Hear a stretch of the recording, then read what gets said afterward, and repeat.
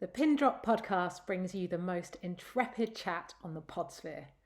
Interesting people sharing their personal formula for success, stories of personal growth, people confessing their fears and what they have learned from going to the edge. Hosted by me, Vicki Anstey, founder of We Are Intrepid. We Are Intrepid is a personal growth philosophy and an adventure experience company. Our sole purpose is to show you how to experience the truly life-enhancing effects of advantage through adversity, to understand how our fears and emotions work, and how to unlock the huge potential we all have to lead a more fulfilling and rewarding life. And maybe for you, that starts with listening to this. Louise McCullough. Oh my goodness, this is so exciting to actually have a proper chat with you. I'm not going to say after all this time, because we've stayed in touch and we've done we've sort of done a few things together or had liaisons over the I'm guessing is it like 4 years now, isn't it, since we did SAS? Yeah, pretty much 4 years. Yeah, I think so. God, time flies, doesn't it? But I'm completely blown away and really excited that you're joining me on this episode, and we have a lot to talk about, I think. And most people, I guess, will remember you from SAS, and certainly will make the connection between us with SAS, which of course you got through selection. You were the first ever woman to do that. I was so in awe of you. So we'll talk about that in a while, but you have many other strings to your bow. And aside from being an orthopaedic surgeon in oncology, is that right? Yeah, so I do orthopaedic oncology, Which is phenomenal career achievement, especially for a woman, as I understand it. But you do motivational speaking. You're a fitness trainer as well. You've done white collar boxing, and you're the most phenomenal artist. So we'll talk about that as well. I don't know how you find time for it all, Lou. You nutter. I don't know, kind of feel like you're bigging me up. I'm not entirely sure I'm any of those things, to be honest with you. You must have a very busy life though, right? Busy as you make it. Tell me, busy. I don't like sitting down. Words then. Tell me in your words about your background. How do you like to sort of describe yourself, or how did you kind of get to where you are now? Describe myself. Okay, so what would you like to know? Would you like to know about how odd my family is, or or not odd, not the right. If you feel like it's relevant, then definitely bring it in. But no, I'm interested to know how you got to where you got to in your career. I also really want to know how you developed the most insane mental, physical resilience to do the stuff that you've done, and actually just to do the job that you do every day. Tell us about that a bit. So to be honest, probably quite a lot of that does stem back to my childhood and growing up, and so I'm an identical twin. I've got identical twin brothers. One of whom. Oh, I didn't know that. I knew you had an identical twin sister, but I didn't know you also had identical brothers. That's mad. Okay. And one of my little brothers has identical triplets. No way. So, oh my God. We must have some weird gene that nobody's investigated yet, but wow. It's certainly a gene that I personally don't need to investigate. And my wee brother, anytime he talks about it, he just goes, "Well, Louise, if you were going to have kids, you would have to have four in one go, just to keep up the tradition." Yeah, exactly. Just because of my competitive spirit, so I suspect probably my whole growing up and my whole childhood and things has definitely had an impact on my career and what I do. And so what I do is, what my job is so I'm an orthopaedic surgeon. I specialize in orthopaedic oncology. Mm-hmm. And what that is taking soft tissue cancers and bone cancers, operating on them, removing them. And then the other part of my job is I'm a trauma surgeon. So I operate on people with broken legs, people who've fallen over, come off their bikes, fallen off their horses. Yeah, I do tumor and trauma. So when there are gaps in oncology, then that's when you're drafted into help with trauma. No, does it work the other way around? So we do a trauma rota. So I see. Trauma 1 and 4. Right. So 1 week in 4, I'm in trauma, and then the rest of my time's either general elective orthopedics or oncology. And do the two things demand very different things of you? Very much so, but actually also they're really very similar. So a lot of people who do orthopedics, they really focus and specialize in one particular thing, like whether it's hip replacement or knee replacement, and they get very, very good at doing straightforward primary arthroplasty. Some people might specialize in doing revision surgery. Oncology is a little bit different, because all of those things sort of, when you're doing it, it's just the same thing every time, whereas no oncology operation is the same. Like no two operations are ever the same that we do. Right. So, like, for example, some of the things that we've been doing recently or coming up are, we've done pelvic resections, massive distal femoral resections, humeral resections and reconstructions with vascularized fibular grafts. Yeah, lots of stuff. I don't know what any of that means. It sounds highly complex, but you're also then, of course, working in the high pressure environment of the NHS, right? Yeah. And where you work in Aberdeen, is that right? Yeah. And how is that at the moment?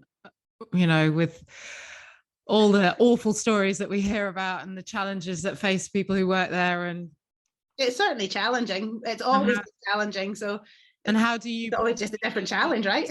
Yeah. Well, if I know you just crack on, but you know, it must feel that pressure sometimes mounts up and you know, becomes unsustainable, certainly for the people around you, even if not for yourself. Absolutely. And how do you cope with that? Have you found that that's changed since you began in orthopedic surgery? Well, I've been in orthopedics probably about maybe at least 15, nearly 20 years. And I think the NHS has definitely changed. It's gone through its challenges. COVID was really difficult. Yeah, I'm sure. Everybody. Yeah.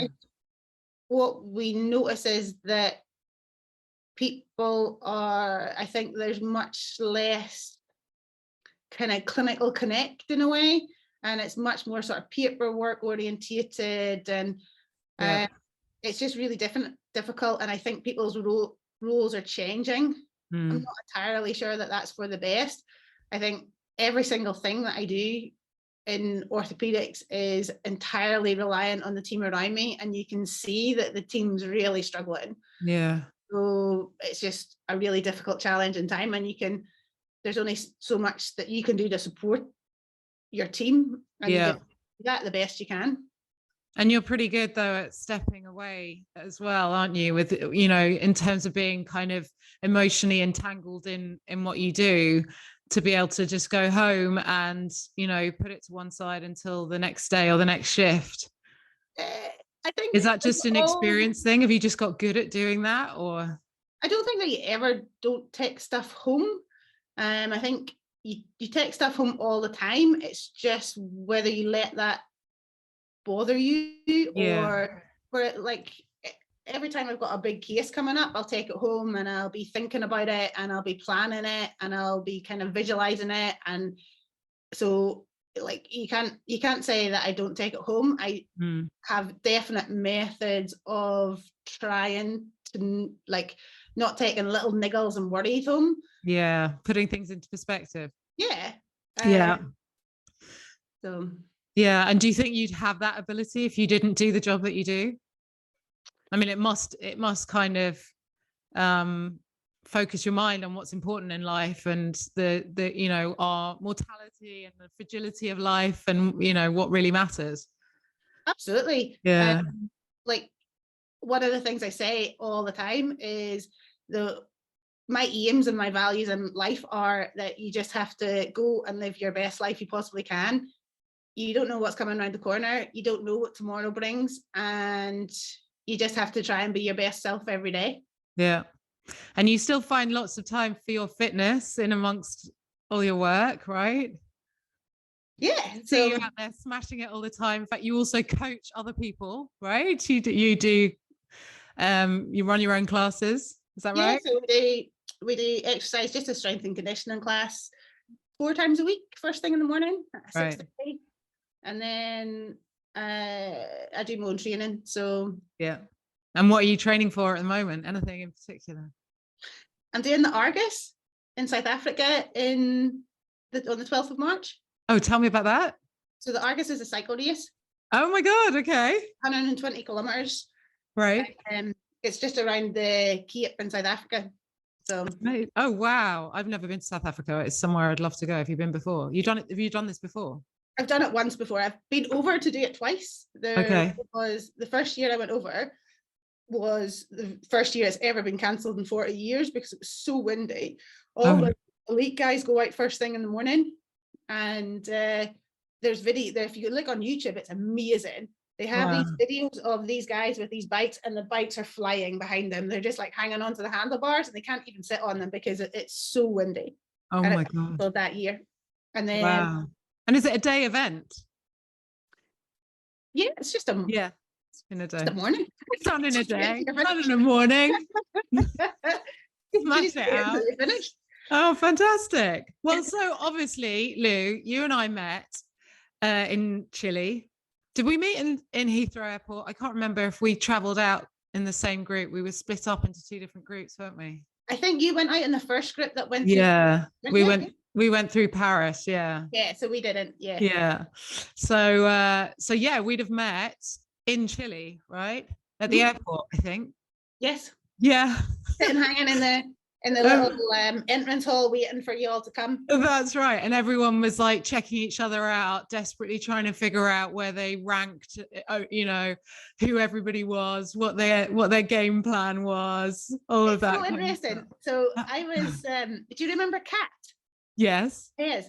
So she was hilarious. We were through in Heathrow, and we were just kind of like chilling out, wasting time, and we were walking around Heathrow, and we were just chatting, and I can't remember the name of the girl that was our production. I can't remember her name, but the girl the little shorter blonde haired girl who was at the cottage when we were all finished. Do you remember? Yeah. She was like, you know, you're not allowed to speak to each other. You're not allowed to like talk about anything. Yeah. I remember. So Kat and I were like wandering around, and we were like just talking about all the stuff that we weren't allowed to talk about. And she said, and Kat's like, oh, right, so what age are you? And I was like, I just turned 40. Oh, don't. She was like 19 or something. Yeah, no, Kat was, no, that's Saranya was 19. Oh, right. Okay, yeah. Kat was like in her mid-20s, I think. And she says, all right, what age are you? And I was like, oh, 40. And she just looked at me, and honestly, she just went, really? And I'm like, yeah. She says, oh, Jen didn't get into it because she was too old at 40. And I was like, oh, okay. Oh, well, that might have been what they told her. But yeah, I was also 40 when we did it. Yeah. Yeah, I know. Well, so I remember as well, you remember Mike Maisie? Yeah. So he and I had actually met up in Richmond Park beforehand. Yeah. So and we weren't allowed to have done that. We didn't really realize until afterwards, because we hadn't had confirmation that we were going or anything like that. So we'd like met up in Richmond Park and had a chat about the selection process, and and so we were sort of trying to pretend that we hadn't already met each other. So that was quite fun. But yeah, it was all very cloak and dagger, wasn't it, to start with? And then, of course, we were like thrown in. Find out you were getting to go. Because I found out like... I think I had 2 weeks notice or something. Yeah, same here. Yeah. I'm like, do these people not realise, like, how are you meant to organise your life like that? Well, also, I have a funny... I work for the NHS. I know. Well, so I'd been on a cycling trip in Sardinia just beforehand, and I'd been like dealing with them all to give them like my passport photo and all of that kind of stuff, all the admin, but they still hadn't confirmed that I was going. I got back from this trip and I had like a missed delivery card from the post office. I was like, I'm not expecting anything. Anyway, so I left it a few days because I had too much on, went down to collect what was there waiting for me. And it was 2 pairs of boots, military boots. And a fitness program. And a fitness program that I didn't have time to even. Exactly. 4-week fitness program. And I got it like 2 weeks before we went. Yeah. I'm like, what's going on with this? And so, yeah, I brought it home and I was like, holy shit, I've got 2 pairs of boots to wear in. I still don't know if I'm going or not, but I'm guessing this is a good indication. Yeah, so it was a really bizarre process, wasn't it? To just kind of get into initially. And then, I mean, I still look back on it and feel like it was one of the best experiences of my life. To you? Did you love you loved it? I would go back in a heartbeat. Yeah, me too. Absolutely loved it. Too. Like loved it. Yeah. I just would go back in a heartbeat. If anybody's listening and they want to have me back, do it. Yeah, I know. It was so amazing. And do you remember? So Ant Middleton kind of had us, the 2 of us, set up as arch rivals, didn't he? Oh, did he? But you know, yeah. So we weren't. But I think that was what they wanted. I think that's what they wanted for TV. So you know, when he set us up to fight. Oh, and I was obviously totally oblivious to that. And you, like, whatever. Yeah, well, you punched me straight in the face. Do you remember that? Was that not what we were meant to do? Yeah, it was. I obviously have no fighting skills whatsoever, but you've got. I'd only done white collar boxing before that. I only started doing Muay Thai. Yeah, so I'd only started doing boxing just through that white collar thing. I think about a year. So you'd only done a white collar boxing fight before that. Yeah. That's all. Yeah, and then I started. That may have accounted for the square right hand in the face. But yeah, my fighting skills were non-existent. I think you had me out of that in seconds, really. But it was an amazing experience, wasn't it? But yeah, I do remember that Ant Middleton, or maybe it was probably from the production crew rather than from him. But you know, they wanted us to, I think, be portrayed as like arch rivals, and we were just like not into it at all, were we? We were like, you know.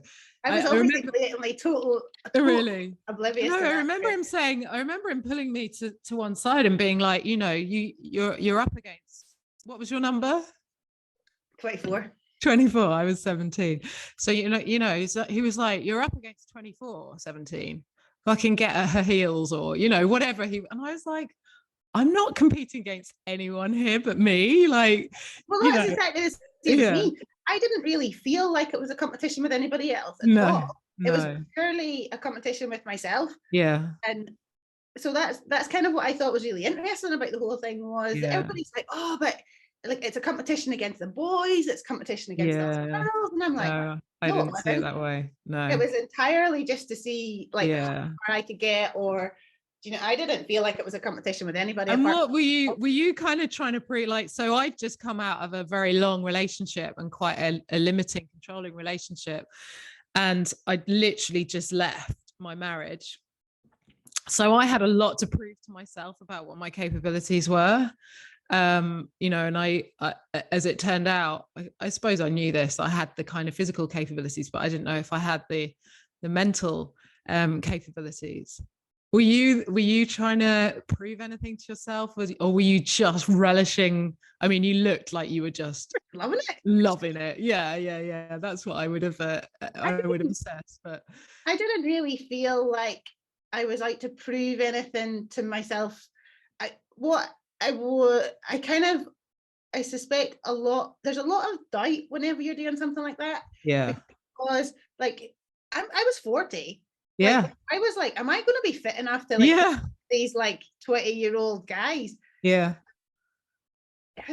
Let alone. Whenever I kind of realized that, you know, we got to halfway through it and every single person was in agony every morning. Yeah. Like, everybody was like crippled. Yeah.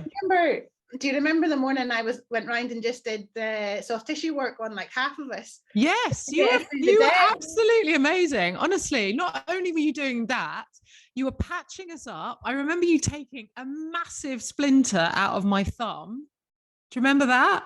I think I Yeah. got a photo of that where I was in absolute agony. This splinter was, I swear to God, like 2 inches long. I remember you taking that out of my like, you were such a star. You were literally like patching people up, taping people up. What did you call our doctor guy? Oh God, his name escapes me now. Yeah, same here. I can't remember just now, but I He felt was so sorry for him. yeah, I loved him. Running between like San Diego Yeah. to the, like 2 hospitals in San Diego to the wee kind of like Was he? Yeah. house that they were like, he was running everywhere. And then it was like going to see him for a whole heap of rubbish. And I was like, look, guys, just like, I can we can wear this out. Like, we can just sort ourselves out. Give this a break. Yeah. But you know, to be fair, I mean, I know you're obviously medically trained and clearly you're also a complete hard nut, but you know, we had quite a lot to contend with. We were at altitude, weren't we? Yeah. I had to have an inhaler because I had the most awful cough, and there were people who were being pulled out for not adapting to the altitude. That's what I mean, that like he was going down to San Diego. I think a couple of them were next to you. And then do you remember Laura? Yeah. The police officer. She had to get her, she got airlifted off because she had to get her appendix out. That's so he was also going to sort all that out. Yeah. He had a lot on his plate, didn't he? Yeah. Give this guy a break. I can sort us out. Yeah. We can tape our fingers up. But yeah, I mean, it was pretty nasty at times, wasn't it? And we were like, I just remember all the cuts and, you know, all the grazes on your knees and your hands and your elbows and all that kind of leopard crawling out in the yard and all of that kind of stuff. It was brutal, not to mention freezing cold. But you got all the way through, Lou. I think I did about 8 hours in interrogation after that escape and evasion phase. And then I was literally like, well, firstly, I was absolutely freezing cold. It was so cold, wasn't it? We were in like thin cotton boiler suits, and that was it. And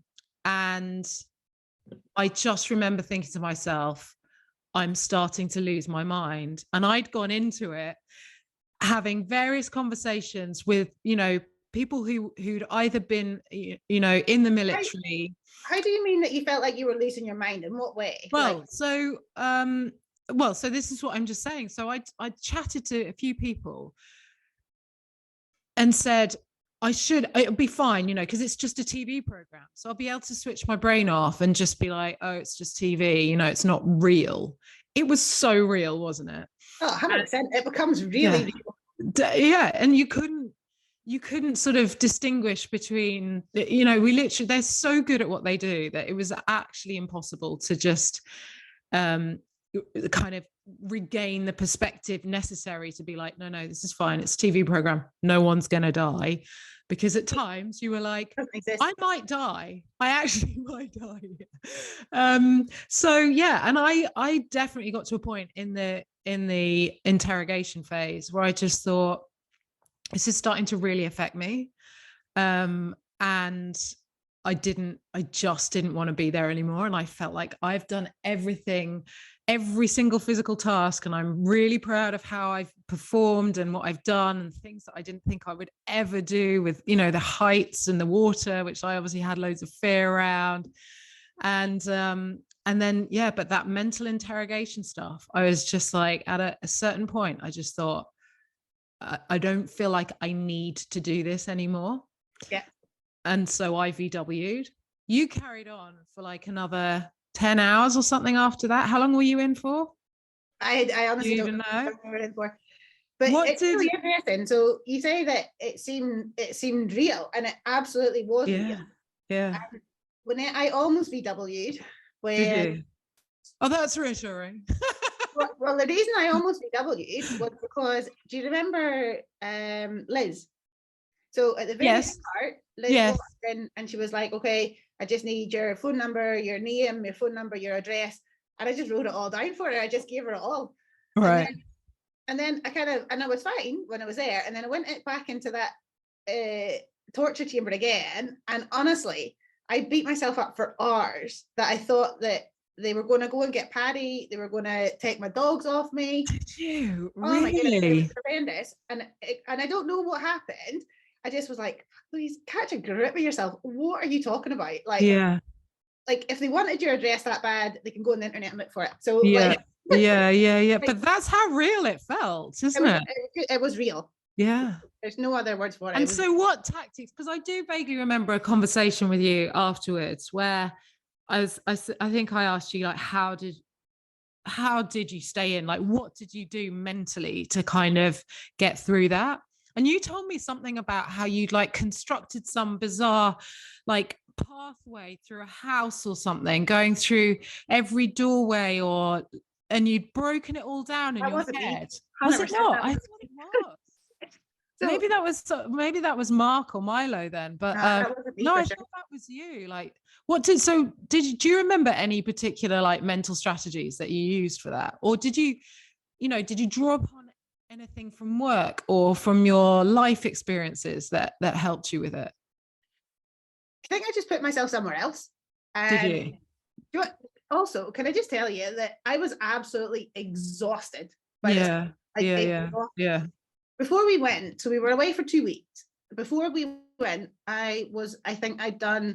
we do on-call shifts that are 24 hours. And I think I had to do 5 24-hour shifts in the 7 days before we left. Wow. So that I could get my time to get away. And so I covered all of these shifts. I was absolutely exhausted before I even got on the plane to get to Heathrow, never mind anything else. So I was like knackered before I got there. So I honestly can't tell you what I did, but I think in my mind, I just put myself somewhere else. And I suspect, so what I do, in orthopedic, in some of the oncology operations that we do are long, like they can be 12, 13 hours. Right.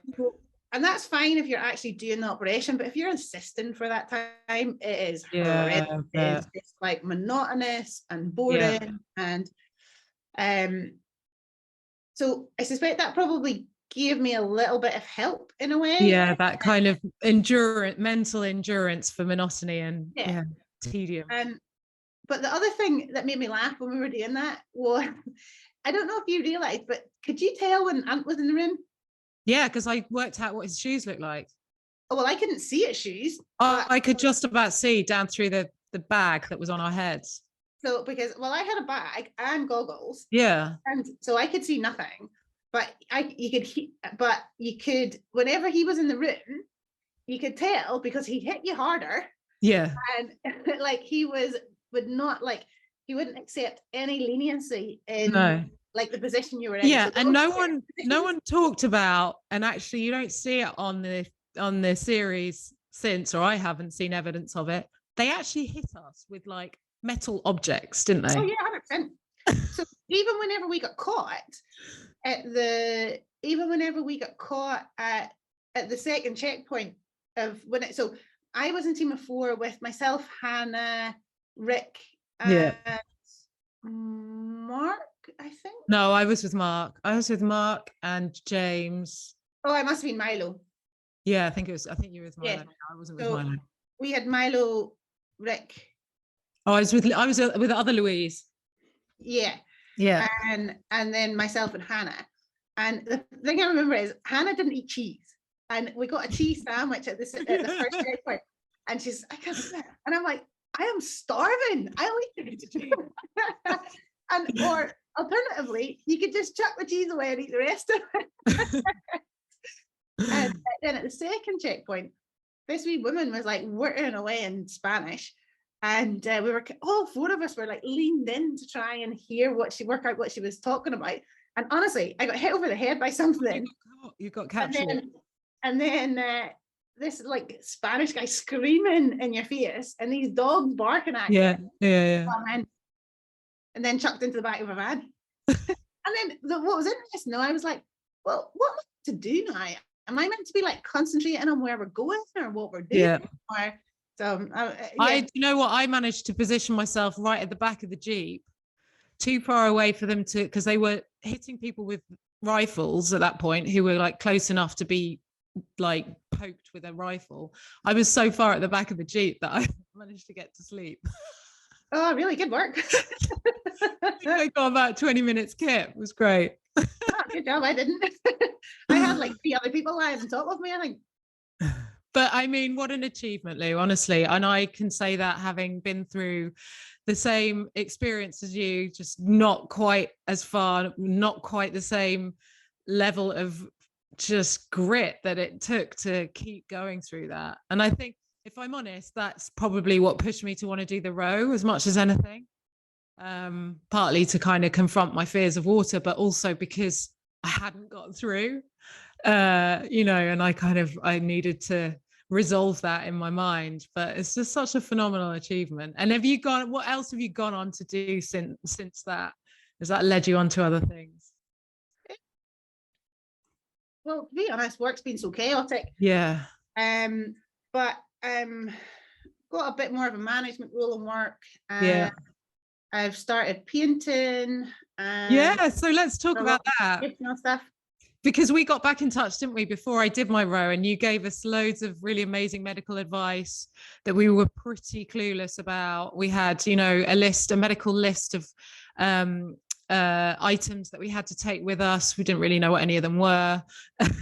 We'd done like some first aid at sea training, which was pretty basic. And so you were an incredible help. We did a few Zooms, didn't we, when we were in Antigua on our training camp and that kind of thing. But you also, and this really touched me, you wrote me a load of letters that I took with me on the boat. Do you remember? Yeah, I remember. And you put into those letters a series of different paintings of my dogs.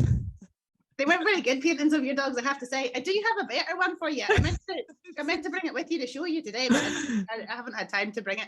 And it absolutely blew me away. I was in tears on many occasions, opening your letters and looking at the paintings and reading what you had to tell me, and all your words of encouragement. But so how did you get into painting? Because you're quite the artist.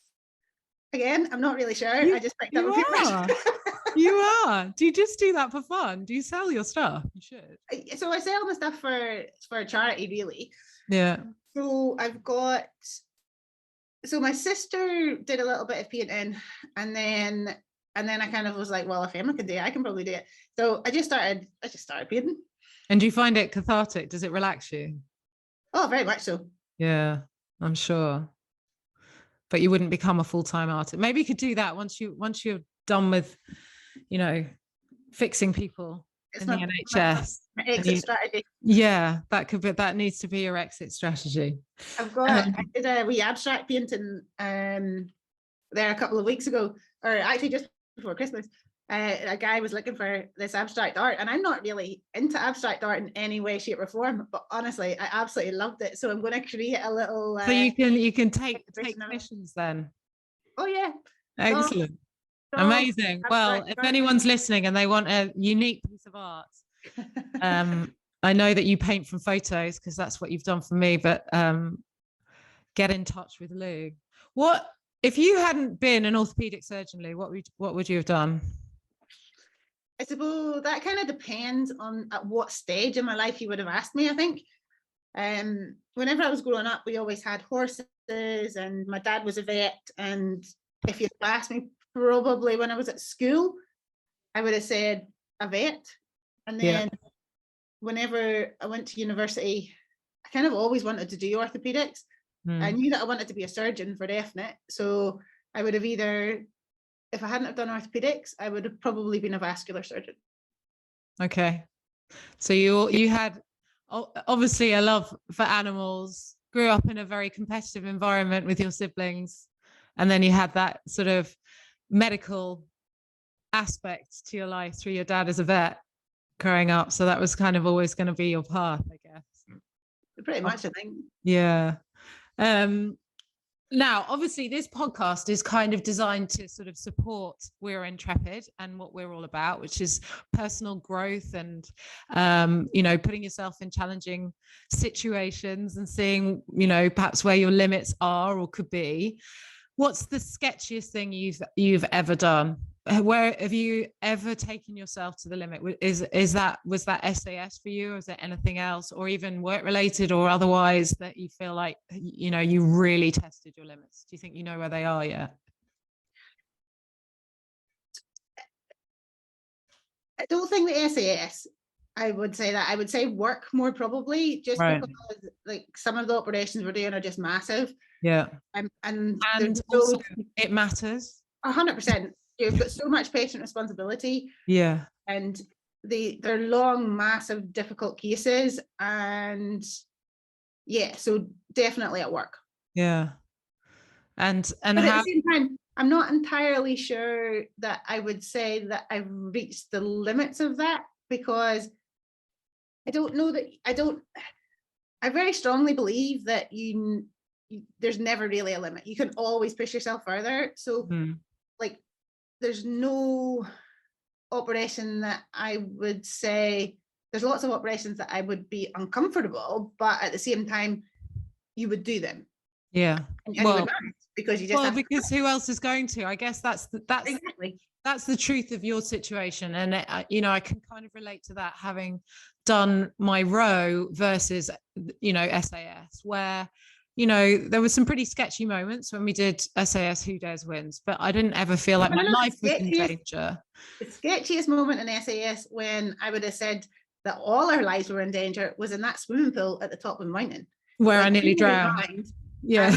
I actually think the reason for that, and the reason why that was the sketchiest part of that program, was because I don't think that the DS had actually appreciated how cold that water was. How cold it was, yeah. And it was hot outside, wasn't it? Yeah, and the air temperature was really warm, and our bodies were warm. Yeah. But the water was like, must have been like almost freezing. It was fairly cold, and we were in it for 30 minutes on and off. I mean, that whole thing was actually quite a blur to me, because I had such an awful traumatic experience and then a panic attack. I don't know how I stayed in after that, if I'm honest. But and I think that was definitely the sketchiest moment of that. But most of the rest of it, to be truthful, you kind of felt like, well, you couldn't be in better hands, because you had 4 DS, each of whom had like 20 years of experience being in the special services. So absolutely. So like, you couldn't be in better hands.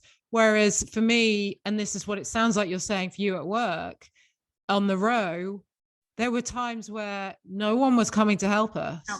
No. We had to, like, we could only help ourselves. And if, you know, and that's when, you know, people will ask me, how did you deal with those situations and the kind of fear that creates when you're in the situation? I'm sure you identify with this for work. You don't have time to think about how scared you are, or how under pressure you are, or whether you think you can handle it and get through it. You're in a whole different space then, and you just have to. That is just personal survival, isn't it? And I'm sure what you're saying is, for you, it's almost personal survival on behalf of the person that you're operating on. Yeah. So yeah, you just, I mean, I think, I honestly feel like, you know, what I know of you is just that your career has to have been a huge contributing factor in what you're able to do physically and mentally outside of that, you know, it's built an incredible endurance in you. And you've got those kind of reference points for perspective as well, like what really matters and why things are really important. And also, when you're thinking about your own personal limits, you're probably also thinking, well, I treat people day in, day out who are having to face, you know, awful outcomes. So, you know, I can get through this. I can get through 120K cycle, or I can, you know, absolutely, it is that you're doing, it suddenly doesn't seem so bad, does it? What would you say is your personal motto in life? Never, ever, ever give up. Never give up. That's your superpower. Yeah. Well, yeah. I don't know. Yeah, well, I would say it is. And would you say there's ever been a time when you feel like you failed at something, or even at the time you felt that it was a failure, even if now you can see that it wasn't? So failure is another interesting topic, because like, you can, you can do stuff all the time and you've maybe not quite got to where you want to go, but is that necessarily failure? Or I think a lot of that's to do with where you set your goals and what you set your sights on. Like if you have these unachievable goals, it's going to be difficult to say, oh yeah, I failed at that, but you didn't really fail, because the whole point of it is the journey and what you learn in that journey. So I can't really, I could tell you I failed a million times at a bench press or whatever, but that's not really, I can't say. It's a little bit like failure's not an option. Does that make sense? Yes. Yeah, absolutely. I completely agree. I did a keynote yesterday and I had a girl come up to me afterwards and said, you know, are you not afraid of, because you know that we're going to be doing the Race Across America next year and aiming to beat the record for a female 4. And, you know, even just starting to talk about that and put it out there sets an expectation that, of course, we may not realize, right? So what does that matter? She was like, how do you kind of reconcile yourself with that? Does it not build up like this huge sort of expectation, and are you not afraid of failing it? And I'm like, well, we might not get it, but if we don't even aim for it, then we're certainly not going to get it. Absolutely. And I think that's the main point of it. It doesn't matter if you fail. No. I think for people, it doesn't matter. It probably actually doesn't matter to them if they fail. It matters. They think it matters to everybody else. Yes. It doesn't. People have other things to worry about, you know? Yeah, exactly. But you must be, obviously, with your work, you're in a slightly different situation to most of us, where, you know, what you do actually matters. You know, you are saving lives. So there's a kind of heightened pressure with that. But you know, maybe need to ask my patient to they have to come and see me every few months for 10 years. How much they appreciate that. And do you have like a sort of an Everest, something that you haven't conquered yet that you've got a burning ambition to do? I've got loads of challenges but I don't what's the one thing that you're like, when I do that, because I'll say when, it won't be an if with you, but when I do that, I'll rest happy? Nothing. I don't have something where I feel, oh, I'll do that and I'll be happy, because I know it won't. There'll always be something else. There'll be something else. Or because I genuinely feel that the only way it doesn't matter what anybody else thinks about you, as long as you know that you're true to your own personal values. Yeah. As long as you know that you've done your best you can for that day, then you can't ask for more. Yeah. If you can change, your challenge will change all the time. So like my challenge I've got a massive case coming up in 2 weeks, so like massive. So that's going to be a challenge, but that's neither here nor there. That's just. And how do you manage your like stress and anticipation around that? Do you manage to sleep okay? How do you deal with the anxiety? I do so many things that I don't really have any option apart from. So as soon as I sit down, I sleep. But physical training must play a role in that. Absolutely. Stress relief. Yeah. My normal day is I get up at 5, walk dogs, feed the dogs, get myself sorted for the day, leave the house, go and take class or go and have PT myself, and go to work. And then I'll go back to the gym on my way home. And it's just habit. It's just like, that's what I do. And that's my like half an hour. Even if I'm only there for 15 minutes, it doesn't matter. That's my like way to get rid of the day. And then go home, have dinner, sit down, have dinner and go to bed. Sit down, have dinner, paint a masterpiece, plan for the next day. I'm planning for the next day while I'm eating my dinner. You are completely mad. You literally have no limits whatsoever. If you could go back in time though, Lou, and speak to your 10-year-old self, were you always like this? Were you always, because you to me are quite the epitome of someone who is intrepid and brave and resolute and sort of fearless, and you'll give anything a go. Have you always been like that? I probably would have always given anything a go, but I wouldn't have said that I was fearless when I was at school. So growing up with the twins actually really difficult, because there's always that person to compare yourself with. There's always that person to compete with. There's always that person, you know, there's like, I was always known as twin at school. So I never really didn't have your own identity. Like, didn't have really one identity. Yeah. And so whenever you're kind of growing up like that, I was probably quite shy at school. And if I went back to speak to my 10-year-old self, I would say, so actually this is quite interesting, because I had to go back to my old school. And wow. Okay. And do a talk. And did a talk for them for their prize giving. Amazing. I wrote a letter to my 14-year-old self. Oh, and what did you say? What did you say in the letter? So it was just like 5 or 6 points, and I think one of them was just be your own individual self. It doesn't matter what other people think about you. You don't need to be anything for anybody. You just need to work on what your own personal values are, live to your own personal values, and just be the best person every day. Yeah. You're always, the only guarantee in life is that you're not going to survive it. You're not going to get out of here alive. So you need to just enjoy what time you have, to make the most of every opportunity that you have. Yeah.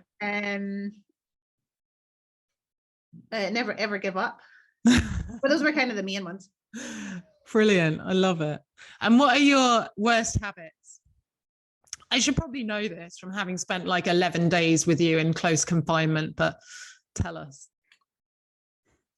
I'm probably not very patient, or I don't really have very much time for people who don't take responsibility.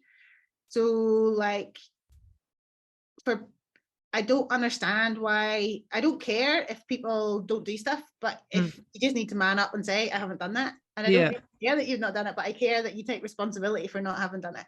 Yeah. Does that make sense? Yeah, absolutely. Yeah. And people being accountable, I guess, which must be vital in your line of work, right? You have to rely that a yes is a yes. That was one of our mottos actually on the boat. A yes is a yes. If you say you've done something, it actually really matters. Yeah. That's the truth. Yeah, absolutely. And if you haven't done it, it doesn't matter, because if you go and do it, then somebody else can do it. But you need to admit to having not done it. Yeah, exactly. And what's the best compliment that you've received recently? I'm not very complimented very often, ever. I bet you are. Probably to do with training. So like, even yesterday with my Muay Thai PT, we were doing some good kicks. A PB to squat this morning. There you go. So, awesome. What's your squat? Front squat, back squat? Back squat. What's your back squat? That's 100 kilos. Oh my God, woman. You're a machine. It wasn't easy. 20 kilo PB just with a bit of change in technique. So I'm delighted. Amazing. Amazing. Well done.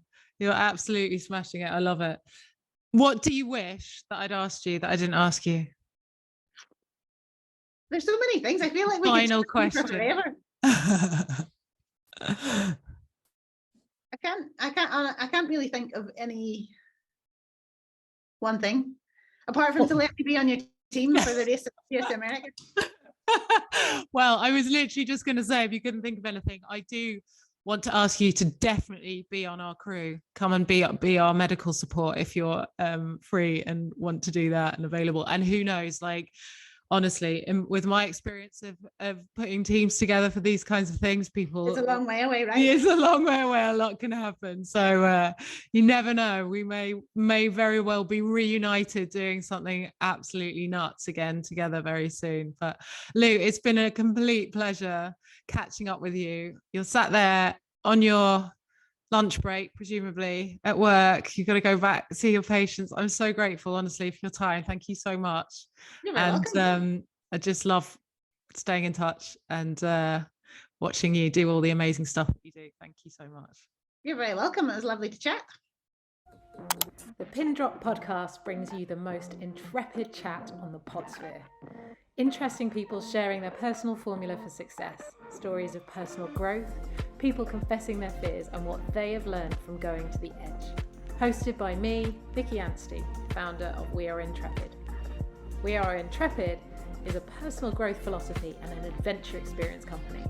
Our sole purpose is to show you how to experience the truly life-enhancing effects of advantage through adversity, to understand how our fears and emotions work, and how to unlock the huge potential we all have to lead a more fulfilling and rewarding life.